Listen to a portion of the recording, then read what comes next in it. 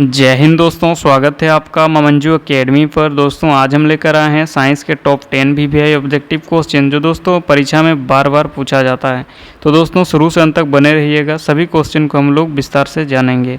तो दोस्तों आज के सेशन का पहला क्वेश्चन है, पौधों में गैसों का आदान प्रदान किसके द्वारा होता है। दोस्तों क्वेश्चन नंबर 1 में पूछ रहा है कि पौधों में गैसों का आदान प्रदान किसके द्वारा होता है।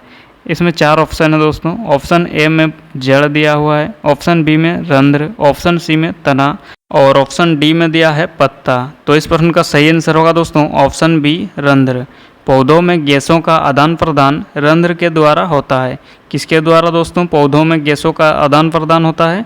तो रंध्र के द्वारा होता है। ठीक है, याद रखिएगा, पौधों में गैसों का आदान प्रदान रंध्र के द्वारा होता है। ठीक है, ये रंध्र जो है दोस्तों ये गैस विनिमय और बाष्पोत्सर्जन में मदद करता है। किस में मदद करता है?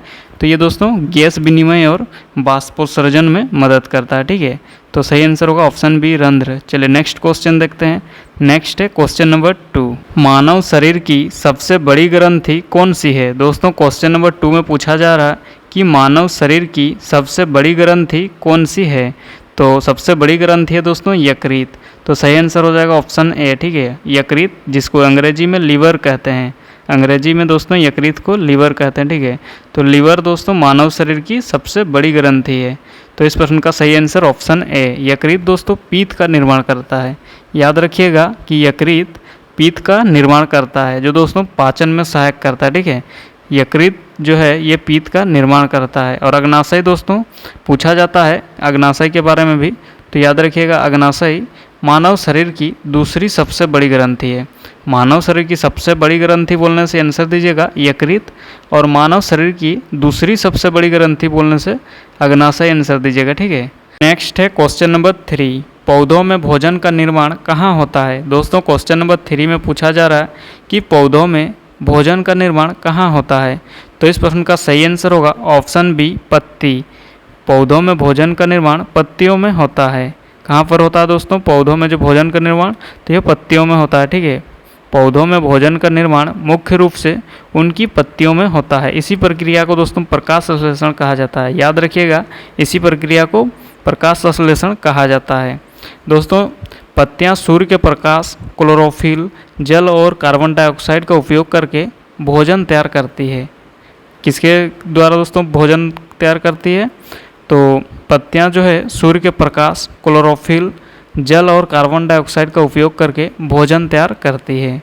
तो इसमें पूछा गया था कि पौधों में भोजन का निर्माण कहाँ होता है, तो इसका सही आंसर ऑप्शन बी पत्ती। ठीक है, चलिए नेक्स्ट क्वेश्चन की ओर बढ़ते हैं। नेक्स्ट क्वेश्चन नंबर 4, ध्वनि किस माध्यम में नहीं चल सकती। दोस्तों क्वेश्चन नंबर 4 में कह रहा है कि ध्वनि किस माध्यम में नहीं चल सकती।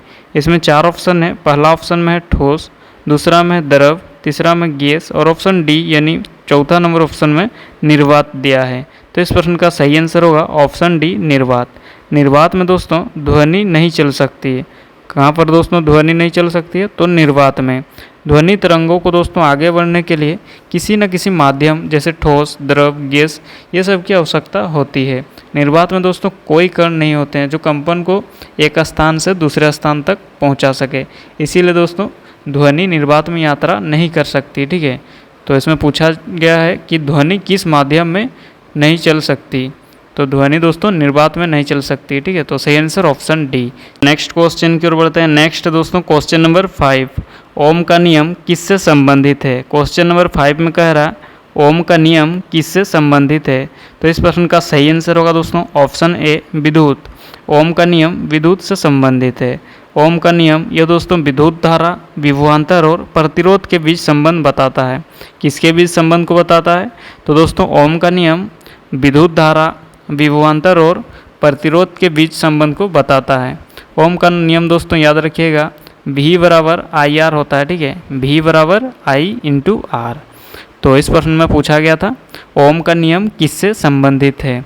तो ओम का नियम दोस्तों विद्युत से संबंधित है। ठीक है, चलिए नेक्स्ट क्वेश्चन देखते हैं। नेक्स्ट है क्वेश्चन नंबर 6, मानव शरीर में सबसे कठोर पदार्थ कौन सा है। दोस्तों क्वेश्चन नंबर 6 में कह रहा है मानव शरीर में सबसे कठोर पदार्थ कौन सा है। इसमें 4 ऑप्शन है। ऑप्शन ए में है हड्डी, ऑप्शन बी में नाखून, ऑप्शन सी में दिया है त्वचा और ऑप्शन डी में है दोस्तों दांतों का एनामेल। तो इस प्रश्न का सही आंसर होगा ऑप्शन डी दांतों का एनामेल।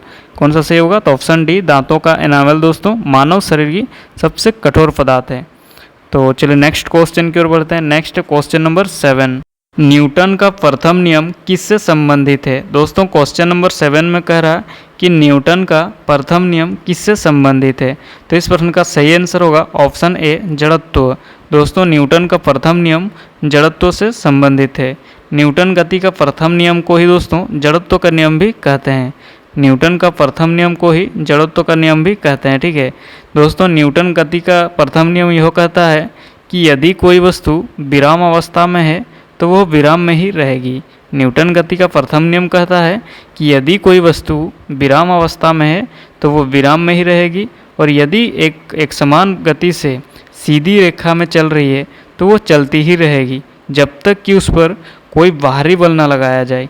दोस्तों यदि कोई वस्तु विराम में है तो वो विराम में ही रहेगी, और यदि एक समान गति से चल रही है तो वो चलती ही रहेगी, कहता है ये जो प्रथम नियम है, जब तक उसमें कोई बाहरी बल ना लगाया जाए। ठीक है, तो यही है दोस्तों न्यूटन गति का प्रथम नियम। तो इस प्रश्न का सही आंसर होगा ऑप्शन ए जड़त्व। न्यूटन का प्रथम नियम जड़त्व से संबंधित है। न्यूटन गति का प्रथम नियम से दोस्तों बल का परिभाषा भी प्राप्त होता है। न्यूटन का प्रथम नियम से ही बल का परिभाषा प्राप्त होता है, और न्यूटन का प्रथम गति नियम को ही दोस्तों जड़त्व का नियम भी कहते हैं, याद रखिएगा। ठीक है, चलिए नेक्स्ट क्वेश्चन देखते हैं। नेक्स्ट है क्वेश्चन नंबर 8, हरित लवक में कौन सा वर्णक पाया जाता है। दोस्तों क्वेश्चन नंबर 8 में कह रहा हरित लवक में कौन सा वर्णक पाया जाता है। तो इस प्रश्न का सही आंसर होगा ऑप्शन सी क्लोरोफिल। हरित लवक में क्लोरोफिल वर्णक पाया जाता है। कौन सा वर्णक पाया जाता है हरित लवक में, तो क्लोरोफिल पाया जाता है। और कैरोटीन जो दोस्तों ऑप्शन ए में दिया है यह गाजर आदि में पाया जाता है। ठीक है, गाजर वगैरह सब में कैरोटीन पाया जाता है। और ये जो हीमोग्लोबिन है ऑप्शन बी में, ये हीमोग्लोबिन दोस्तों मानव रक्त में पाया जाने वाला एक प्रोटीन है जो ऑक्सीजन के परिवहन में मदद करता है। हीमोग्लोबिन दोस्तों मानव रक्त में पाया जाता है और यह ऑक्सीजन के परिवहन में मदद करता है। ठीक है, तो 8वां नंबर क्वेश्चन में पूछा गया था कि हरित लवक में कौन सा वर्णक पाया जाता है। तो सही आंसर ऑप्शन सी, ठीक है, क्लोरोफिल। चलिए नेक्स्ट क्वेश्चन देखते हैं। नेक्स्ट है क्वेश्चन नंबर 9, बिजली का बल्ब किस सिद्धांत पर कार्य करता है। दोस्तों क्वेश्चन नंबर 9 में कह रहा है कि बिजली का जो बल्ब होता है वो किस सिद्धांत पर कार्य करता है। तो इस प्रश्न का सही आंसर होगा दोस्तों ऑप्शन ए ऊष्मीय प्रभाव। बिजली का बल्ब ऊष्मीय प्रभाव के सिद्धांत पर कार्य करता है। बिजली का बल्ब दोस्तों विद्युत धारा के ऊष्मीय प्रभाव के सिद्धांत पर कार्य करता है। तो सही आंसर कौन सा होगा, तो सही आंसर ऑप्शन ए ऊष्मीय प्रभाव। ठीक है, चलिए नेक्स्ट क्वेश्चन की ओर बढ़ते हैं। नेक्स्ट है क्वेश्चन नंबर 10, अमीबा में प्रजनन किस विधि से होता है। दोस्तों क्वेश्चन नंबर 10 में कह रहा है अमीबा में प्रजनन किस विधि से होता है। तो यह दोस्तों द्विखंडन विधि से होता है। अमीबा में प्रजनन द्विखंडन विधि से होता है। द्विखंडन दोस्तों अलैंगिक प्रजनन की एक विधि है जिसमें एक एकल कोशिका दो समान नई कोशिका में विभाजित हो जाती है। द्विखंडन के बारे में जान लीजिए कि द्विखंडन दोस्तों अलैंगिक प्रजनन की एक विधि है जिसमें एक एकल कोशिका दो समान नई कोशिका में विभाजित हो जाती है। अलैंगिक प्रजनन की एक विधि है दोस्तों द्विखंडन, जिसमें एक एकल कोशिका दो समान नई कोशिका में विभाजित हो जाती है। ठीक है, इसमें पूछा गया था कि अमीबा में प्रजनन किस विधि से होता है। तो इसका सही आंसर होगा ऑप्शन ए द्विखंडन। ठीक है, अमीबा दोस्तों एक कोशिक के जीव है। ठीक है, अमीबा एक कोशिक के जीव है। तो दोस्तों क्वेश्चन नंबर 10 भी कंप्लीट हो गया। आज की सेशन में हम लेकर आए थे टॉप 10 VVI ऑब्जेक्टिव क्वेश्चन, जो दोस्तों सभी क्वेश्चन साइंस के थे, और ये सभी क्वेश्चन दोस्तों कई बार परीक्षाओं में पूछा गया है, इसलिए अच्छी तरह से नोट कर लीजिएगा क्वेश्चन को दोस्तों। और सभी क्वेश्चन VVI क्वेश्चन है ना, पूछा गया क्वेश्चन है, इसीलिए इग्नोर नहीं करना है, सभी क्वेश्चन को नोट कर लीजिएगा। और हाँ दोस्तों, ऐसे हम रेगुलर वीडियो लाते रहेंगे। तो अभी तक हमारे चैनल से नहीं जुड़े हैं तो दोस्तों सब्सक्राइब करके जुड़ जाइए मामंजू एकेडमी पर।